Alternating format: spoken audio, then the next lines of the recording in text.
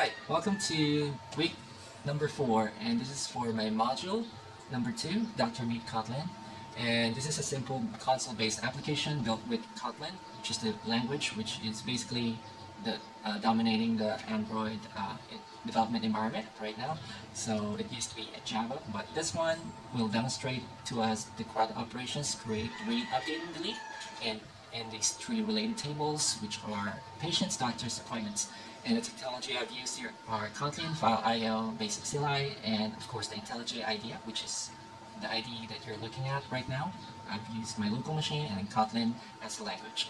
Now, to head over to the main KD, this is the entry point of our file. Okay, there's a bunch of codes here, but I just like to point out that I have other files here, like the patient.kd, doctor.kd, and appointment.kd. What are these? These are Kotlin classes, or you can think of them as tables. Like it dictates the shape of the data for each of the tables. Like for patients, it has the ID, first name, last name, email, phone number. Doctor has the same first name, last name, specialty as well, and this one has the relationships between those 2 tables. Now, to head over to the main code, main KD, so this is the entry point of our program, as I said, and we've got this section here that will load our text files. So the patients.txt is already populated with information, as you can see, doctors.txt and appointments.txt as well.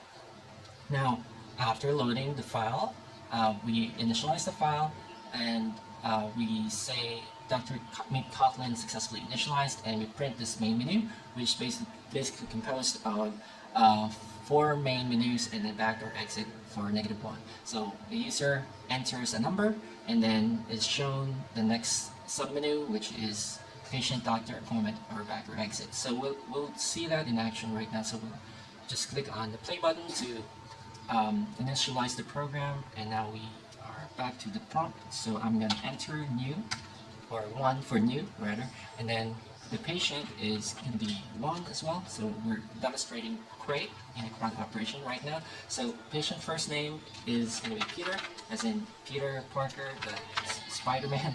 So if you watch the movie. So then we're going to put in Peter Parker, Peter P at gmail.com. The email 1234, that's his email. Now we can see that the changes were saved here in our text file directly. Okay, so it was able to save that using the save patients function. Okay, so we do have that here. So save patients. So this is the part that saved the file or the entry into our text file. Next is we're going to show you, or I'm going to show you how we read from this file. So we just need to select 2 this time for show, and then we're going to enter 1 for patients. So show patients.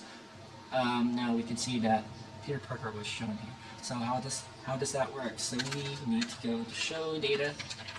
So when the user has inputted number 1, so it's going to show the data, and this is how it works. So it's passing the mutable list patients here, and then the type is patient string. So when the entry was a patient, okay, so it's going to print it in a for loop using for patient in patients, and then use a print line to print those information in our console. Next is I'm going to also show you how to update Peter Parker's email here. So we're going to go and select number 3 for update, and then 1 for patient, and then Peter Parker was ID number 9. So to keep the same values, current values, just press enter. Now we're going to change Peter to Peter Parker at gmail.com this time, and just press enter and see if that was updated. Oops. And yep, we can see it's Peter Parker at gmail.com.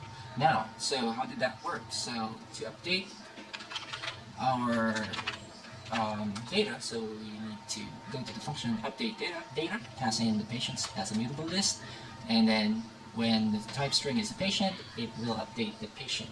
So update patient is like this. Oops.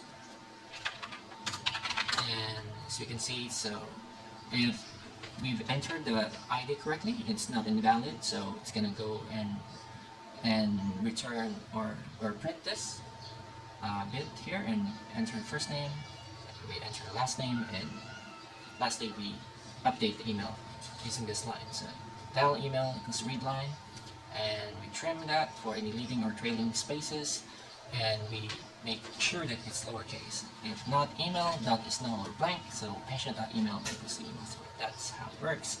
Now we do to the final bit, which is delete from CRUD, and we input number 4, and then we select 1 for patient. So the ID that we want to delete, that we just added, was Peter Parker. So now patient with ID 9 successfully deleted. Let's see that actually worked. So Peter Parker Scout. So that's how my program works currently.